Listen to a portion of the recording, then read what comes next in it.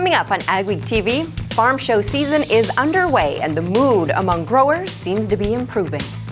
We'll take you to an outdoor bison sale on one of the coldest days of the year. We'll find out how today's agriculture is looking forward to tomorrow, regardless of today's conditions.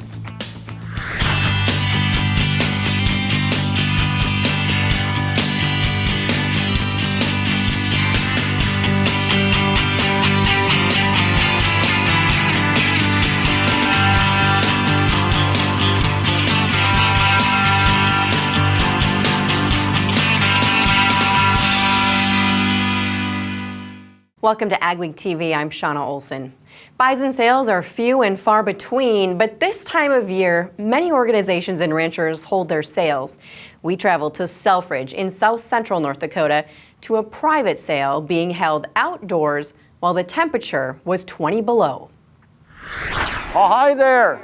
How are ya? Nice seeing you. Thanks for coming down. We're looking to have a good, strong market today. Good morning, everybody. Sure glad you made it out here. We have a beautiful day. Sun's shining. Everything's nice. Beverly and Ernie Fisher are selling a portion of their bison herd at their second annual sale. These are Ranchland spring calves, heifers. But it wasn't an average sale. This year, they asked law enforcement to give them protection and watch over them. They ranch near Cannonball, North Dakota, an area where Dakota Access Pipeline protesters camp and hang out. We had threats on social media that people were going to come down and be disruptive. So we wanted to make sure that everybody felt safe. My family, my friends, the buyers, and the buffalo. The Fishers say their animals have been the target of unwanted activity from some protesters. That activity has been detrimental to the health of our herd, to our health level, our stress level. Personally, I'm not against being Native American. I can see that side of it. But being a buffalo producer and having my buffalo up there, I wasn't happy with some of the events that occurred. The sale went on without a hitch. Yeah, 16. The noticeable law enforcement presence may have helped out. Probably put a dent in any plans that were made. Meanwhile, bison prices across the nation and at this sale remain strong and have been on a steady incline for the past several years. Compared to the beef cattle, it's quite a bit different. You know, we're probably looking at $1.20 to $1.30 on the beef cattle, and these buffalo are bringing $3.40, $3.50, $3.60 a pound, something like that. Bison sales draw ranchers from all over the region. Oh, I probably came 475 miles. Brad Beavers came looking to buy some feeder animals. They're a little difficult to buy this year. The price is high. The meat market on buffalo is extremely high. People are paying a lot of money for feeder animals this year. So we're trying to fill our feedlot. He says the market is so good, it's hard to keep up with demand. There's more demand for the meat than us as producers can supply. The packers could supply a lot more meat if the animals were there. The North Dakota Buffalo Association canceled plans for its sale this weekend in Napoleon due to the weather. Frigid temperatures and heavy snow is making it impossible for producers to even get their animals transported. Sunflower across the tri-state region is on a high after a bumper crop last season. About 150 researchers from all over the country met to talk about research projects at the 2017 National Sunflower Association Research Forum in Fargo. Turns out 2016 was quite a year for the crop. Overall, I think, yields were probably in some cases double. We had some yields that were 2,800 to 3,000 pound yields that producers had, and it's one of those things that you can see when the right weather combination comes into being, then you can really grow a tremendous sunflower crop. So just excellent crop overall. Sandbakken says acres were down slightly last year from what they were expecting. They're hoping to increase acres by 10 to 15% in 2017 to meet demand. The 2017 farm show season is underway, and there were signs of hope at the 34th Annual Dakota Farm Show in Vermilion, South Dakota. For the past few years, the mood at the show has reflected the low commodity price cycle. But as Michelle Rook found, this year the pendulum might finally be starting to swing the other way. It's the first farm show of a new year here at the Dakota Farm Show in Vermilion, and the attitude among farmers is more positive than it was a year ago. That was evident in the big crowds and a record 300 exhibitors at this year's show. This year we had a great first day here crowd-wise, and so we've seen a lot of active exhibitors talking to people, so I think there's a lot of optimism. Monsanto agronomist Keith Mockler says farmers are also coming off a year of record crop production with many input costs down. It seemed like a year ago this time we'd kind of hit the bottom, we'd come off the high prices. It seems like the cash flows are a little bit better this year, not great by any means, but guys got their house in order and the mood's a little bit better. And exhibitors say that mood translated into sales they didn't see last year. We had a lot of interest today, and that's kind of what we feed off of. If there's a lot of interest there, there's going to be a few buyers too. Farmers also continue to invest in technology like precision agriculture tools that can help them in this tight margin environment. Better stewardship amongst farmers is they're using a lot less inputs, they're saving money. At the end of the day, they're seeing a greater return. In Vermilion, South Dakota, I'm Michelle Rourke reporting for Ag Week. More than 20,000 people attended the 3-day show.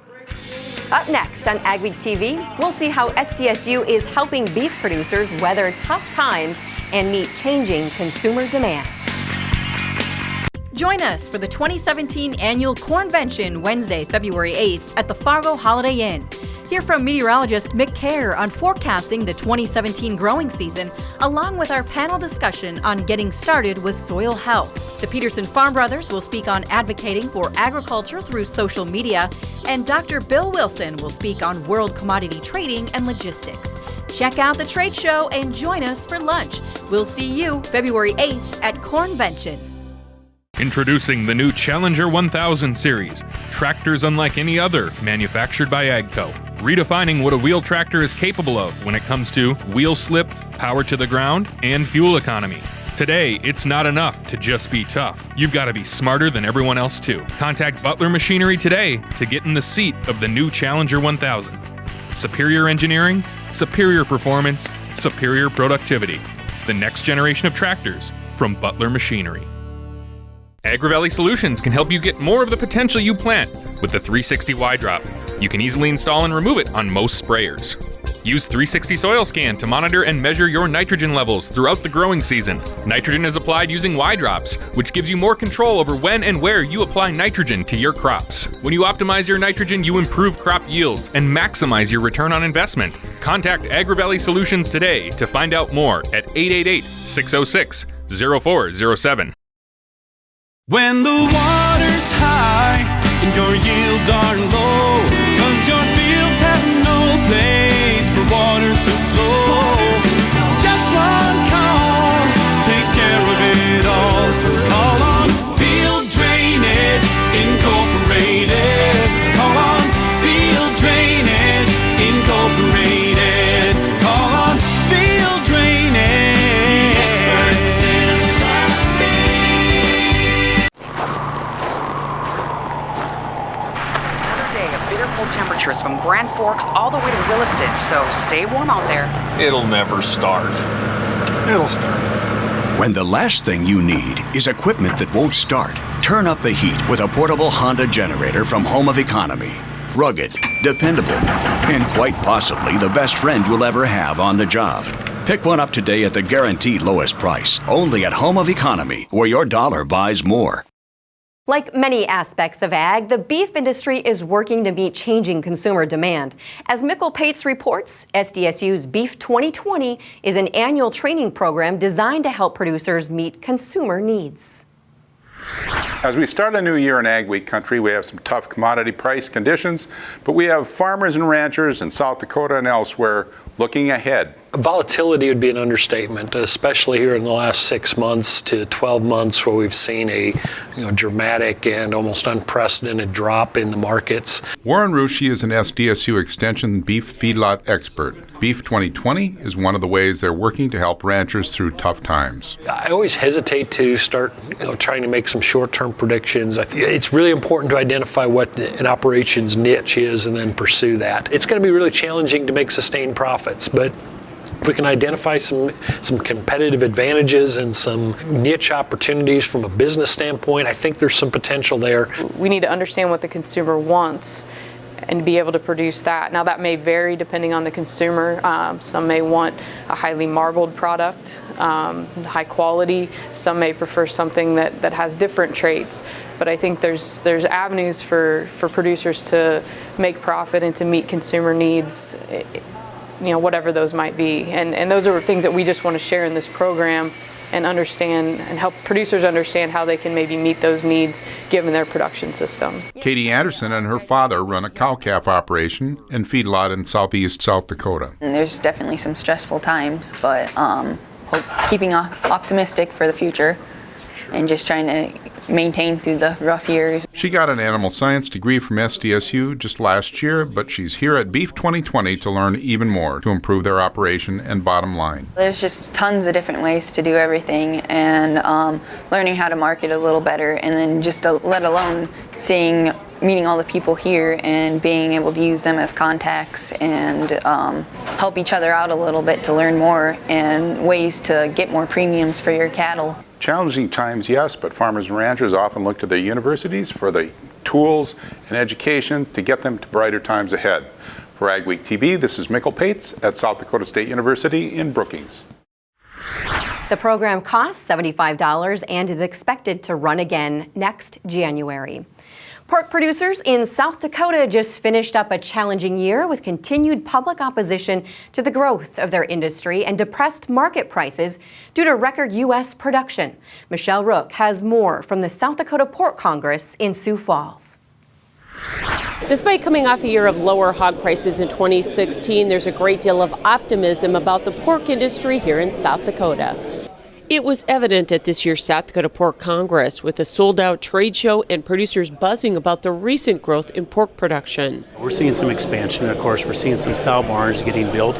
I'm so optimistic on what's coming. We're seeing the expansion in the pig, and I think it's just going to be a way of bringing more of the next generation back to the farm, and that's all good news.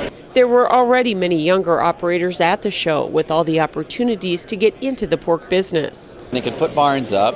They could do custom contracting if need be. However, whatever fits their operation, they can make it work. National Pork Board CEO Bill Even told producers there's also optimism with record exports offsetting the record production in fourth quarter 2016. Mexico accounted for a large part of unexpected international demand. In addition, the retail features of pork in both grocery stores and food service have really helped buoy up hog prices. And that should result in a more profitable year in 2017. In Sioux Falls, I'm Michelle Rook reporting for Ag Week. How long can this bitter cold last? Your Ag Week forecast is up next. And later, we'll tell you about a new program that's helping farmers train the next generation to take over the operation. For over 40 years, Northside Implement has been your Gell and Vermeer dealer in Webster, South Dakota and Lidgerwood, North Dakota. With new equipment including feeding, grain handling, haying, and skid steer, as well as a nice selection of used equipment including sprayers, spreaders, seeding, as well as tractors and loaders. Northside Implement stands behind the equipment they sell with quality service guaranteed. See us for all your repairs and parts, from tillage to skid steer loaders to combines and everything in between. Contact Dave, Lydell, Tom, or Chris today at Northside Implement or visit our website for our complete equipment listing. Advanced biofuel for America's diesel engines is clean burning and made from renewable sources like soybean oil. Biodiesel fuel works in any diesel engine, reducing emissions, helping us breathe cleaner air. Biodiesel adds value to North Dakota soybeans, creating jobs, improving the environment, increasing our energy independence. Biodiesel, it starts with soybeans, it's fueling America. This is Dennis Belisky reminding you we do auctions and we do them well. You've built your operation with hard work, and when it's time to sell, all or part, you deserve the best. Details from repairs and preparation to promotion and settlements are not routine. Chances are you'll only do this once, so we'll tailor an auction just for you and get it done right. On-site at your farm or added to one of our highly successful Alaris Center auctions, we have the skill, reputation, and integrity to meet your needs with best-in-class commitment and quality service. Find us at resourceauction.com or call 701-757-4015. The KMOT Ag Expo takes place January 25th through 27th at the North Dakota State Fair Center in Minot.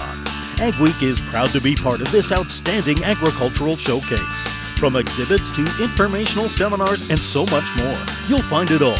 Be sure to visit the AgWeek booth in the North Concourse. Log on to KMOT.com and click on the Ag Expo link for more information. AgWeek welcomes you to the KMOT Ag Expo, January 25th through 27th in Minot. Where do you go for the latest news in agriculture? AgWeek Magazine. Reaching over 30,000 farmers and ranchers in North Dakota, Minnesota, South Dakota, and Montana. AgWeek provides the most up-to-date information on the markets, the trends, and the people who make it all happen. We're your source for news, not fluff. Dependable, trusted. AgWeek. Subscribe today by calling 1-800-811-2580.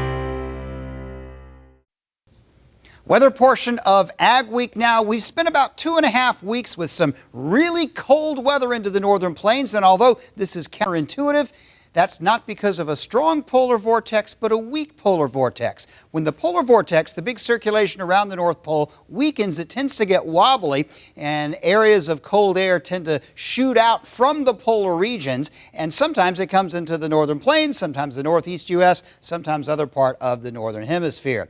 However, a little bit of good news. That polar vortex is now strengthening once again, and as it does so, the jet stream, the polar vortex will become much more circular, and in particular, the cold air will then stay locked in across the north. And because of all of that, the Arctic air across the northern plains will begin retreating. In fact, it's already doing so. So some good news there. We'll call it cool weather. The actual jet stream, the actual polar jet, has gone way far north for the weekend. But that's kind of a temporary move, and in fact, there will be some more troughiness appearing across the United States over the next couple of weeks.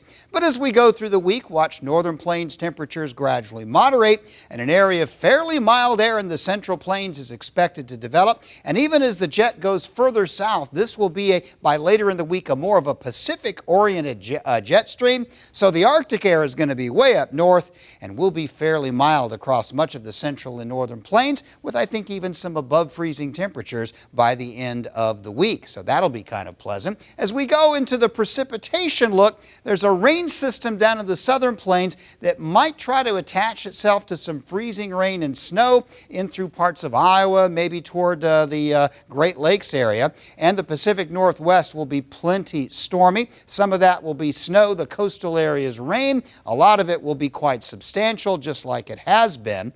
And there may even be a little bit of a snow system coming into some parts of the north. Probably not much going on this week, but into the second week there's a chance of that. Meanwhile, as we go to the second week now, January 22nd through 28th, the really cold air may start to filter back down. After all, the southern jet can't stay that far south too long. I don't think the weather the rest of the month will be as cold as the first half, but some colder weather is likely coming. Meanwhile, precipitation-wise, wet weather along the coast, maybe one storm system in the southeast, that would be thunderstorms, and maybe one quick snow system through the Midwest in late January, probably not anything particularly huge. So the pattern switch, couple of weeks of milder weather, not the rest of the winter, couple of weeks without so much heavy snowfall all the time. Both of these things are likely temporary, as winter is likely to return toward the latter part of January into February, and we'll likely have Arctic air into the northern plains again. Time to demand more. With Micro Essentials, you get more from every acre. Through our fusion technology, only Micro Essentials combines 4 vital nutrients into one powerful granule, ensuring uniform nutrient distribution and increased nutrient uptake. The innovation behind our fusion technology means you'll grow stronger, healthier plants. Micro Essentials. Get more from every acre. What's ahead for soybean farmers? Farmers are eternal optimists, right? How's the global market? The demand for soybeans is going to continue to grow. Are today's plants and technologies up to the task? We want North Dakota soybean farmers to have as many options as possible. At Northern Soybean Expo, facts come forward and farmers share what it takes to be among the nation's top producers. We've been through these times before and we'll come through them again. Northern Soybean Expo, Tuesday, February 7th at the Fargo Holiday Inn. Upgrade your trailer to electric with the Rolltech electric system from AgriCover. Strong, flexible pivot arms and motor mount rotate and telescope, allowing the roll tube to rise and flex over heaped loads. The positive automatic lock is impossible to back off to control the flow of grain. This integrated system uses one wireless remote to operate up to 10 tarps and hoppers, keeping your driver out of the dust, rain, and harm's way. See the Rolltech system in action at an AgriCover dealer near you. Premier Shortline USA is your dealer for Meridian storage and grain handling. 50 years ago, Meridian Manufacturing designed the first smooth wall hopper bin. This innovation set the standard for hopper bins across North America, completely self-cleaning with no obstructions. Smooth wall hopper bins have become the preferred choice for safe and efficient storage. For temporary grain storage to complete systems, contact Nate or Brent at Premier Shortline USA. Where do you go for the latest news in agriculture? AgWeek Magazine. Reaching over 30,000 farmers and ranchers in North Dakota, Minnesota, South Dakota, and Montana. AgWeek provides the most up-to-date information on the markets, the trends, and the people who make it all happen. We're your source for news, not fluff. Dependable, trusted. AgWeek. Subscribe today by calling 1-800-811-2580. Difficulty finding black ink in today's farm economy is one reason for a new beginning farmer training program at SDSU. It's called Next Ag CEO and is funded by a USDA FSA grant. Mikkel Pates has more. Farming is a complicated business, especially when there are several family members and 2 or 3 generations involved. So on your computers... This program is designed to help ensure the smooth transition of family operations to the next generation. It's designed to meld the beginning farmer and the established producer and get them communicating more about the finances of their business and working together on that future transition of the marketing and the business planning and all the financial aspects of the operation. The program is especially valuable during tough economic times when it might be hard to find enough revenue to bring in more family members. Our operation is organic grains and some cattle. Mike Peterson is working his son John into the operation and thinking ahead to his own retirement. This course is helping both of them. I'm hoping for better communication between us and be able to stabilize our finances a little bit better, know what our true values are. What do you think is the most important thing that you're working on with this class? Financials, figuring out the ratios of your assets and liabilities. They've given a lot of tools to help you figure out your costs and inputs and everything, and the ratios to go to your lenders if you need more money to help grow the herd and stuff. This year's class was the first time it's been offered, but organizers hope there will be many more to come. For AgweekTV, this is Mikkel Pates. The Next Ag CEO program runs for 5 consecutive weeks. The ethanol business is booming, and a plant in Mitchell, South Dakota recently celebrated its 10th anniversary.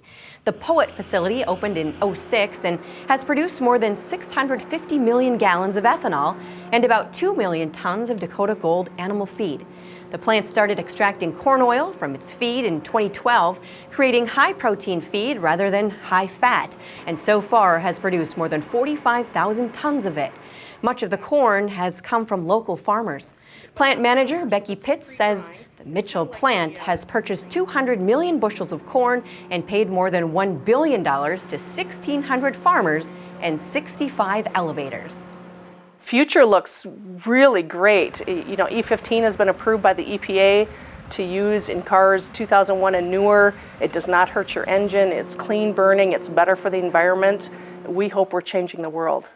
The Mitchell plant has exceeded expectations, producing more than 70 million gallons of ethanol a year. There are 27 plants in the Poet Ethanol Network, which is headquartered in Sioux Falls. Do we still need shelter belts? Jonathan Knutson offers his take in this week's commentary. Next. The KMOT Ag Expo takes place January 25th through 27th at the North Dakota State Fair Center in Minot. Ag Week is proud to be part of this outstanding agricultural showcase. From exhibits to informational seminars and so much more, you'll find it all. Be sure to visit the Ag Week booth in the North Concourse. Log on to KMOT.com and click on the Ag Expo link for more information. Ag Week welcomes you to the KMOT Ag Expo, January 25th through 27th in Minot. Join us for the 2017 Annual Cornvention Wednesday, February 8th at the Fargo Holiday Inn. Hear from meteorologist Mick Kerr on forecasting the 2017 growing season, along with our panel discussion on getting started with soil health. The Peterson Farm Brothers will speak on advocating for agriculture through social media, and Dr. Bill Wilson will speak on world commodity trading and logistics. Check out the trade show and join us for lunch. We'll see you February 8th at Cornvention. Redline, a starter fertilizer developed for corn and other crops. Applied in furrow, Redline offers a solid balance of N, P, and K plus micronutrients. Micronutrients remain soluble for uptake to the growing plant through bonding changes created by the same unique chelating agent found in soy green. Introducing Levasol. Levasol is mixed directly with liquid fertilizer for in-furrow application to enhance and maximize nutrient efficiency. United Lease and Finance has been doing business since 1987, a full-service lease company handling lease transactions from inception to close. United Lease and Finance understands the needs of their clients and are familiar with the business they work with. With leasing, you get flexible payment plans, improved cash flow, great rates, easy terms, and leasing does not tie up your credit. Contact Roger, Troy, or Dale today and let them show you how you can lower your cost per acre at 1-800-550-1827. Where do you go for the latest news in agriculture? Ag Week magazine.